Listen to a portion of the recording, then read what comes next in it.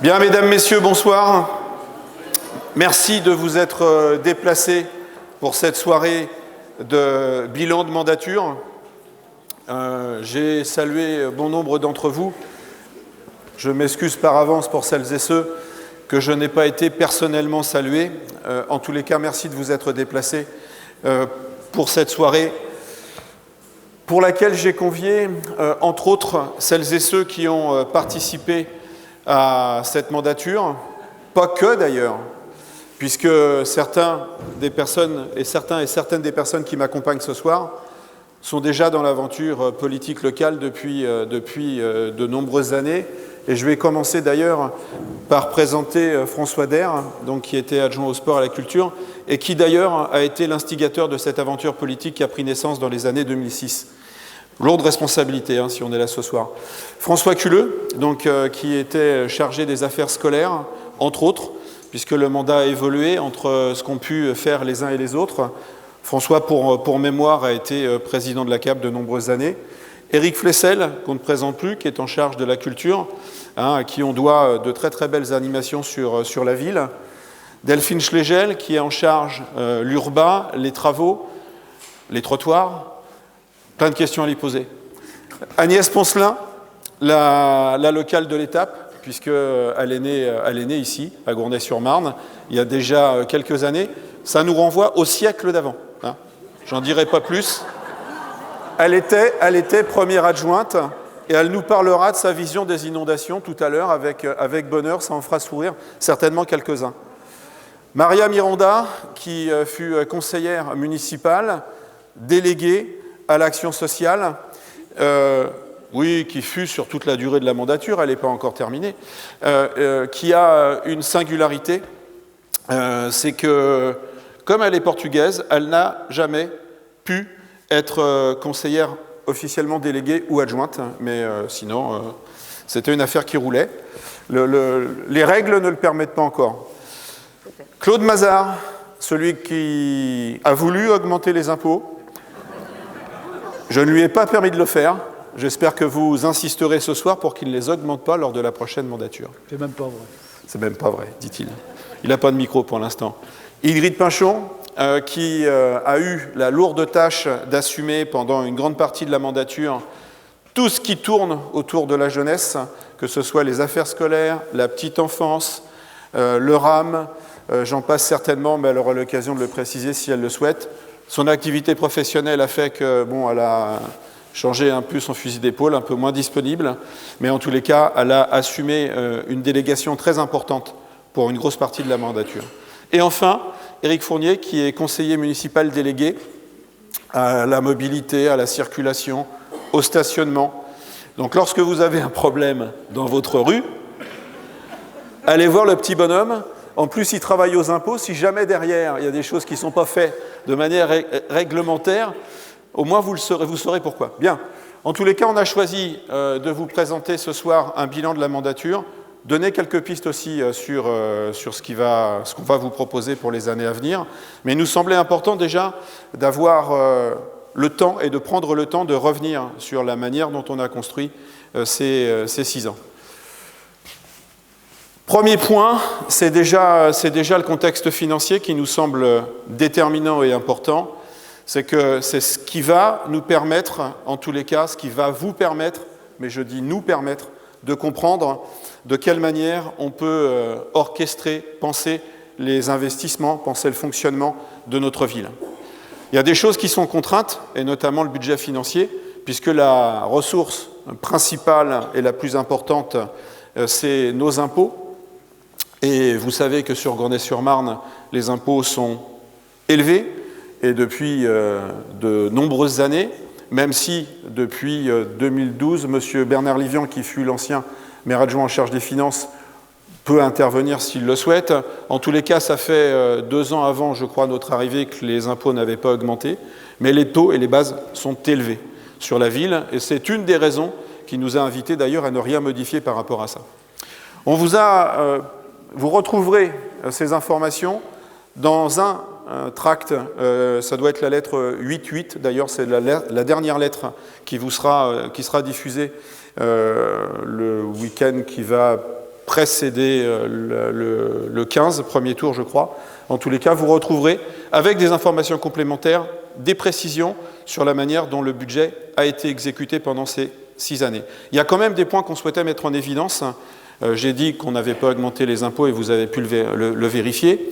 Il y a un certain nombre d'éléments qu'il faut avoir en tête. Le budget global de la collectivité, qui tourne en moyenne autour de 11 millions, auquel s'ajoute une part de budget d'investissement. Là encore, en moyenne, ça oscille autour des 1,4, 1,5, 1,6 millions. En gros, on parle de 11 et 2 millions pour faire court et simple, ce qui fait un budget municipal qui tourne autour des 13 millions. Sachant que l'investissement, il est lié aussi à notre capacité à faire en sorte que nous ne dépensions pas tout, notamment sur le budget de fonctionnement. L'idéal étant que nous puissions investir sur notre ville sans avoir à emprunter. Ce que nous avons finalement réussi à faire, on a une courbe qui illustre la baisse de l'emprunt sur 2042. On sera encore quelques-uns à être là pour vérifier, mais d'ici là, ça vous permettra de voir à partir de manière sérieuse, tout seul, sans qu'on ait besoin de vous donner des indications, à partir de quel moment la ville est en capacité de se réendetter de manière suffisamment importante pour investir sur des investissements qui mériteraient un apport financier conséquent. Je pense par exemple à une 3e école. On y reviendra un peu plus tard. Mais en tous les cas, ça vous permettra de voir à partir de quel moment, sachant que quand on a démarré en 2014, nous étions à peu près à 8 millions d'emprunts, où nous en sommes aujourd'hui, en 2020, et à partir de quand, il sera 2020, c'est par ici, donc à partir de quand il y a des choses qui commenceront à pouvoir être une réalité. Ça veut dire aller voir une banque, ça veut dire avoir les emprunts possibles pour pouvoir investir. Comme ça, que les uns ou les autres vous racontent un certain nombre de choses, vous serez en capacité simplement de vous dire oui, c'est crédible ou ça ne l'est pas. Chacun pourra juger. Ensuite, sur ce graphique, là aussi, vous le retrouverez, il y en a un autre d'ailleurs qui complétera celui-ci, la baisse régulière de l'encours de la dette par habitant qui montre et qui illustre. Alors on peut retrouver ces informations sur un certain nombre de sites, ce n'est pas des informations secrètes, bidouillées par les politiques, c'est des informations qui sont des informations qu'on peut trouver aisément, qui font partie bien sûr de la comptabilité de la ville. Et enfin, sur le graphique du haut, vous avez à chaque fois, dans des grands classiques, la part d'investissement et la part de fonctionnement lorsqu'il est nécessaire de l'indiquer. Je pense à la voirie par exemple, où on peut toujours estimer que rien n'a été fait, ou qu'il n'y a pas eu assez, ou qu'il faudrait faire plus. En tous les cas, vous aurez une vision synthétique et rapide de l'argent municipal, public, qui a été mis dans ce secteur d'activité. C'est un point important de façon à savoir, finalement, ce que ça représente, puisque nous disons, en bon père de famille, que de toute façon, sur les prochaines années, il n'y aura pas d'augmentation particulière, même si vous avez entendu que l'État avait entériné le fait qu'à partir de 2022-2023, il n'y aura plus, en tous les cas, de taxes d'habitation. Alors la question, c'est où l'argent sera pris pour que ça continue de fonctionner. Mais ça, ce n'est pas forcément à moi d'y répondre. Si vous pouvez m'envoyer la deuxième. Monsieur Mazard, n'hésite pas à prendre un petit micro. Il y a juste à appuyer sur le bouton. Ça fonctionne, non ? Ah, on lui a donné un micro trop compliqué.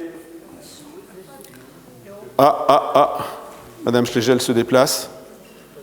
C'est spontané, c'est vivant.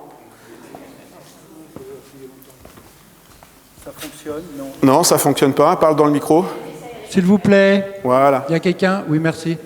En fait, je voudrais juste rajouter ce que vient de dire Monsieur le maire, que quand nous sommes arrivés en 2014, nous avions une vision sur les finances, mais qui n'était pas encore complètement claire. Nous avons fait appel à un audit financier qui a été fait par un organisme sérieux, indépendant, et qui a relevé 4 éléments importants.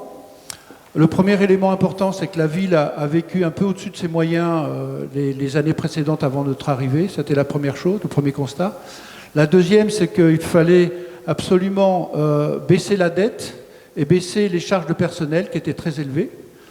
Et la quatrième chose, c'est que si on ne faisait pas suffisamment d'efforts pour arriver à être dans les normes financières comme l'État le demande, on risquait d'être sous tutelle du préfet. Alors la tutelle, c'est une menace qui n'est pas forcément toujours appliquée. C'est une perspective en nous disant simplement, c'est histoire d'indiquer, en tous les cas, attention à ce que vous faites. Il est nécessaire et impératif d'avoir une gestion sérieuse des finances publiques. Ça me permet d'ailleurs d'ajouter sur la question de la masse, si la masse augmente mécaniquement tous les ans, puisque les échelons, l'ancienneté, enfin, etc., nous arrivons en cette fin de mandature à enfin avoir... Déjà, on a maîtrisé l'augmentation de la masse, c'est-à-dire que si elle a augmenté année après année, l'évolution, elle, a baissé, de façon à ce qu'on arrive enfin à une baisse budgétaire. Baisse budgétaire qui s'est accompagnée pour autant de services supplémentaires. N'oublions pas que la ville a vu ouvrir la maison pour tous, personnel supplémentaire, a vu ouvrir le RAM, réorganisation différente qui nécessite aussi un personnel supplémentaire, la police municipale, puisque les effectifs ont quasiment doublé sur la mandature, et je pourrais ajouter par exemple le stade, où à partir du moment où nous avons estimé qu'il fallait que le stade soit ouvert toute l'année, vacances comprises, il a fallu finalement réorganiser ou organiser les choses différemment et embaucher de toute façon un personnel supplémentaire. Ce qui veut dire que il nous semble que nous avons réussi une équation assez compliquée à résoudre, celle de baisser la masse, de maintenir les services, voire d'en proposer d'autres à côté. Slide suivant, s'il te plaît. L'URBA. L'URBA, sujet sensible, vous le savez, on entend tout et son contraire depuis un certain nombre de temps. Nous avons choisi, vous êtes tous gournaisiens, nous le sommes également. Je disais que certains qui sont autour de moi étaient déjà, lors du mandat précédent, au conseil municipal dans l'opposition. Je fais d'ailleurs remarquer qu'ils sont restés dans l'opposition pendant les 6 ans du mandat, comme d'autres d'ailleurs, puisque certains membres du conseil municipal de l'opposition actuelle sont dans la salle ce soir, et je les remercie d'ailleurs d'être restés toute la durée du mandat à nos côtés. Ça nous a permis déjà de travailler peut-être un peu plus ensemble que si vous nous aviez quittés il y a déjà quelques mois. Alors, 3 constructions qui sont les 3 constructions qui ont été réalisées dans la mandature et que vous pouvez voir, ils sont sortis de terre, c'est une réalité. 3 différentes et qui illustrent d'ailleurs un peu la situation des villes comme la nôtre. La première, c'est le manoir. C'est une réalisation privée qui a été, dont le permis avait été déposé avant notre arrivée, sous le POS d'ailleurs, avec des obligations qui étaient différentes. À l'époque, lorsqu'on construisait du logement collectif, il n'y avait pas un impératif de construction de logement social. Aujourd'hui, c'est plus possible. Au-delà de 10 logements, c'est 30% de logement social. Ici, ce n'était pas encore le cas. Permis de construire déposé, c'est réalisé. Aujourd'hui, ce n'est pas exploité encore. C'est quelque chose de privé. Hein, c'est de l'autre côté de la Marne. Le marché, pour faire court, la promesse de vente est antérieure à notre arrivée, bien sûr. Néanmoins, nous avions revu le projet initial qui était de 155 logements étudiants pour le transformer avec du logement social, en logement social, avec parking souterrain. Pourquoi nous avons gardé le logement social ? Il était impératif que nous puissions montrer au préfet et à l'État que nous avions, en tous les cas, la volonté non pas d'atteindre les 25% qui nous semblent illusoires, et ce n'est pas un objectif, les 25% de la SRU. La loi SRU, c'est pourtant la loi, mais on estime que sur 2 km², c'est une hérésie de le penser. Mais en tous les cas, c'était pour nous de montrer, malgré tout, notre bonne foi, en disant la loi c'est la loi, elle s'applique et on va tenter de le faire de manière raisonnée et intelligente. Ça nous a permis d'avoir d'ailleurs l'amende multipliée par 2 et non par 5.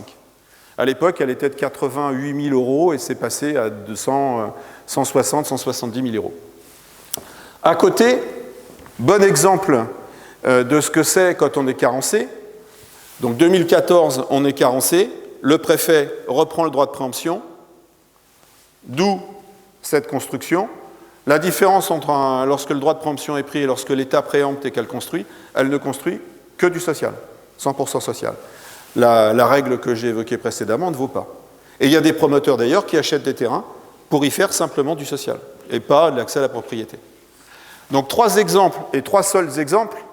Donc lorsque j'ai pu entendre parfois que la ville avait été défigurée, moi je veux bien mais je ne sais pas où. Ou alors on n'habite pas dans la même ville où on n'est pas là tout le temps. Mais il y a quelque chose qui cloche. Donc moi je fais appel à votre effort de mémoire, sauf à ce qu'on se dise qu'on a peut-être à aller se rapprocher de notre neurologue et peut-être qu'on a un petit souci de mémoire. Mais là, c'est les 3. Donc si quelqu'un est en capacité de nous en montrer d'autres, je ne dis pas qu'il n'y a pas d'autres permis de construire, mais dans ces cas-là, il faut aussi qu'on nous compte les permis de construire qui ont été validés et signés avant 2014. Si ça vaut pour une mandature, ça vaut également pour une autre mandature. Ensuite, les chiffres. Les chiffres, on fait ce qu'on veut avec les chiffres. Néanmoins, les chiffres, vous pouvez les vérifier. Et comme je le répète souvent, les chiffres, ce sont les services qui nous les donnent. Ils sont consultables. Les services ne sont pas asservis aux élus. Les services, ils font leur travail. Lorsqu'ils instruisent un permis de construire, ils l'instruisent dans le respect du PLU, du PPRI. Ce n'est pas l'élu du secteur qui se prend à instruire tout d'un coup comme ça un permis de construire. C'est un boulot de spécialiste.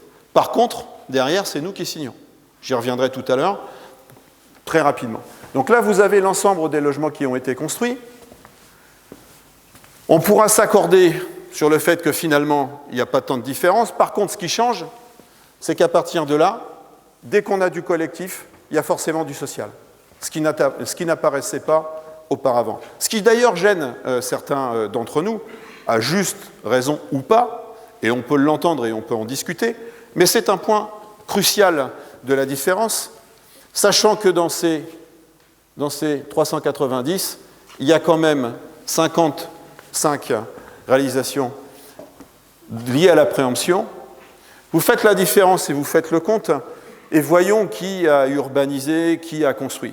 Et là encore, certains d'entre nous ont vraiment perdu la mémoire, puisqu'on est quelques-uns à avoir vu la gendarmerie disparaître, reconstruite. On est quelques-uns à avoir vu le stade du Puy-Perdu disparaître, reconstruit. Enfin, sauf à perdre vraiment la mémoire ou être de mauvaise foi. Ça peut être les deux d'ailleurs, hein, pourquoi pas. Mais il y a quand même une question d'honnêteté intellectuelle derrière tout ça, hein, sur la question de la construction. On a eu pareil sur la question des conflits et de ce que ça peut coûter en justice. Ben, on est du simple au double, mais ce n'est pas dans le même sens.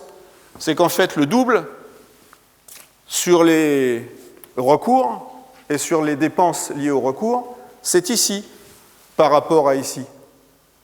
Là encore, les chiffres le montrent. Je crois que c'est de l'ordre de 59 000 euros par ici. 56 et 29. Là aussi, on peut écrire, on peut dire ce qu'on a envie de dire. La démocratie, c'est ça. C'est mieux quand on dit et quand on donne des chiffres qui sont des chiffres justes. Ceci dit, c'est un vrai problème. C'est un vrai problème parce que nous défendons, nous aussi, l'idée que Gournay-sur-Marne, et c'est d'ailleurs pourquoi on est venu y vivre, pas venu y vivre pour se retrouver à la Courneuve, autant, comme le disait Michel Champion, autant aller directement à la Courneuve. On gagne du temps et de l'argent. Donc on a choisi, nous aussi, de venir vivre sur Gournay-sur-Marne, simplement pour y vivre bien. On a un environnement privilégié, il faut qu'on le conserve. Mais là encore, dans le respect des règles et de la loi, sachant qu'elles sont les mêmes pour tout le monde.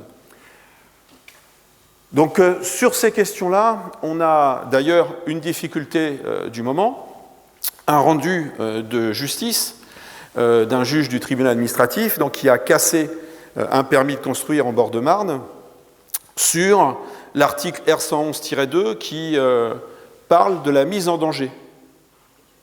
Hein, mise en danger, c'est la sécurité publique.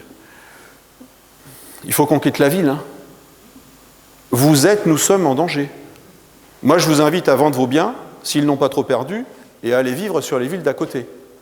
Parce qu'il y a, enfin, je sais. Agnès, toi qui es née là, tu es restée. Alors, tu n'es peut-être pas en zone inondable en ce moment. Non, j'y suis plus. Tu y es plus, mais tu y as été. J'ai fait 50 ans. 50 ans en zone inondable. Pas toujours les pieds dans l'eau, hein, mais 50 ans. Non, faut être sérieux. Bon, en tous les cas, cet article, il est très impactant pour la ville, puisqu'il fragilise, en tous les cas, un certain nombre de choses, notamment, et pas que les collectifs, les divisions de terrain, les agrandissements de résidences, j'en passe et des meilleurs, puisqu'à partir du moment où les sols sont imperméabilisés, ça pose problème, les accès, et enfin, éventuellement, la densité de population. Sachant que malgré tout, sur les collectifs, et d'ailleurs, c'est ce qu'indiquaient les pompiers lors de l'inondation que nous avons vécue en début d'année 2018, il y a eu un immeuble qui a été évacué, l'immeuble social des Bords de Marne, et d'ailleurs, ça a fait bondir les pompiers à l'époque. Nous étions présents d'ailleurs avec certains de mes élus pour accueillir ces gens qui ont été évacués, parce que pour les pompiers, il y a plus de risques à sortir des personnes qu'à les laisser dans les immeubles, notamment lorsqu'ils ont la capacité de se nourrir, éventuellement de se chauffer. Donc les évacuations sur les collectifs, je rappelle d'ailleurs que le PLU protège normalement toutes nos habitations, puisque le plancher habitable, il est placé au-dessus des plus hautes eaux connues. Donc en théorie, nos habitations sont faites pour supporter.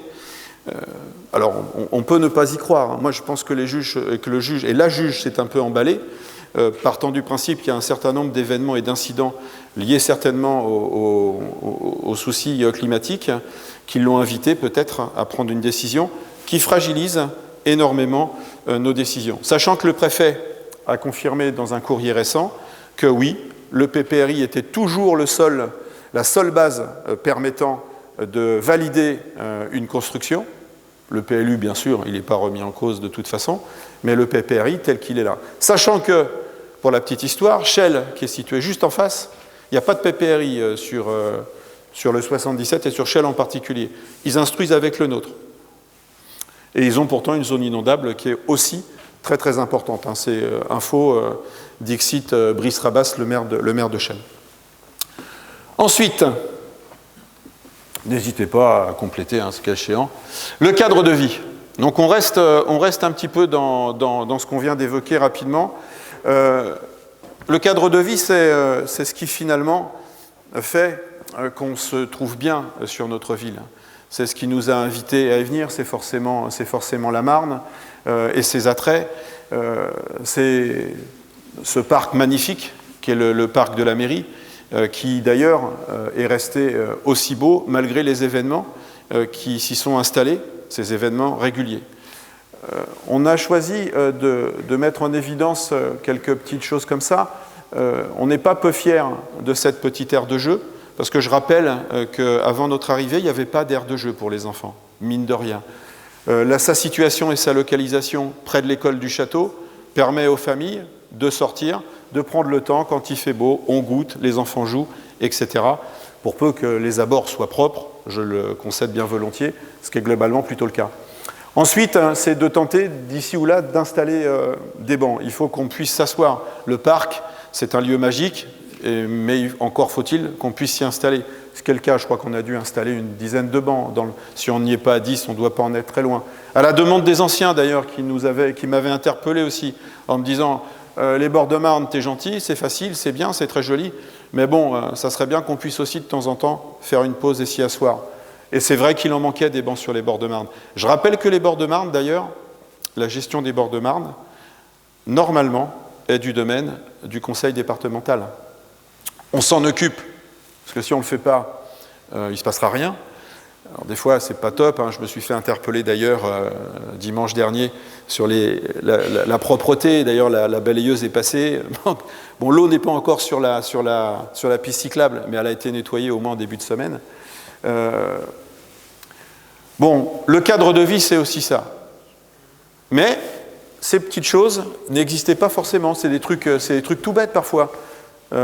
Simplement prévoir devant la salle de spectacle, notre espace Vanzo, de pouvoir s'y installer, simplement. De faire en sorte que les voitures ne puisse pas... Parce que si on pouvait la rentrer, la voiture, hein, on le ferait peut-être. Je dis on. Je dis on parce que je m'associe volontairement, hein, vous le remarquerez. Mais voilà, bon. Ce cadre de vie, c'est aussi ça. C'est des petites décisions, des petits engagements qui ne sont pas forcément onéreux, mais qui n'étaient pas forcément faits à d'autres époques. Je crois que c'est le moment de la première pause micro, ma chère Coco. Si certains veulent déjà questionner les élus, n'hésitez pas sur les questions qui viennent d'être évoquées. Sinon, on continue, et puis vous pouvez les poser après, il n'y a pas de problème, hein, il y aura le temps de revenir. Monsieur le maire, je suis Monsieur Pilate. Vous étiez candidat exactement en 2008 également. Je me souviens très bien, puisque vous tractiez aussi en ville et on s'était croisés. Exactement. Vous aviez à l'époque une écharpe orange. Exactement. Donc, je suis centriste, je le dis sincèrement d'ailleurs, et j'avais une question à vous poser. Quel est le regret que vous avez de ne pas avoir exécuté pendant votre mandature, s'il vous plaît? C'est une question sympa. Non, mais c'est vrai, il y a pire. Si j'ai un regret, c'est de ne pas avoir été en capacité en 2014, quand on est arrivé en place, d'avoir inscrit la 3e école sur le programme et de ne pas l'avoir réalisé. J'ai un regret parce qu'à l'époque, nous étions dans l'opposition et on avait le sentiment de connaître nos dossiers. On ne s'est pas levé un matin en se disant « Tiens, l'année prochaine, on se présente ». On s'était lancé en 2006 et en 2014, lorsqu'on avait établi notre programme, on avait inscrit cette école. Et si je reviens au slide de l'endettement, très très vite on a compris, et on aurait peut-être pu le mesurer un peu avant, que de toute manière la capacité financière de la ville ne nous permettrait pas d'emprunter, sachant qu'une école c'est à peu près 1 million par classe, que les subventions, si elles existent, elles ne sont pas en rapport avec la construction élémentaire, elles sont en rapport avec ce qui va permettre d'augmenter la gestion des énergies. Donc plus on va être dans le durable et plus on va avoir des subventions. Mais ces subventions, de toute façon, elles ne compensent pas l'augmentation liée à la qualité de construction. Je prends l'exemple de Rosny-sous-Bois, où mon collègue Claude Capillon a fait des réalisations très intéressantes avec des écoles construites avec de la paille, du bois, qui sont de très haute qualité pour la protection de l'environnement et pour conserver l'énergie. Le coût pour une construction à 10, c'est un coût à 14 millions. Les subventions qu'il obtient, la même école basique, il l'aurait eu à 10. Avec les améliorations technologiques portées, elle est montée à 14. Les subventions lui permettent d'aller à 13,5. Donc de toute façon, elles ne compensent pas. Elles existent, elles sont importantes, mais elles ne viennent pas particulièrement nous accompagner. Donc le regret, c'est de ne pas avoir été en capacité, malgré que j'ai siégé pendant 6 ans et qu'on avait été très attentif un peu avant, de l'avoir indiqué. Voilà, je regrette de ne pas avoir eu la perspicacité de voir que ça ne serait pas possible, mais je nous renvoie à cette grande courbe-là qui est indiquée tout à l'heure. C'est pour ça que vous ne trouverez pas de réalisation de 3e école dans notre projet futur, parce que la capacité financière de la ville aujourd'hui ne nous permet pas de toute façon d'envisager d'être endetté lourdement avant un certain temps. Donc j'ai un regret de cette nature-là parce que j'ai écrit quelque chose que je n'ai pas fait et que je n'ai pas été en capacité d'indiquer qu'à ce moment-là, que ça ne serait pas réalisable. Voilà, c'est un regret. Ouais.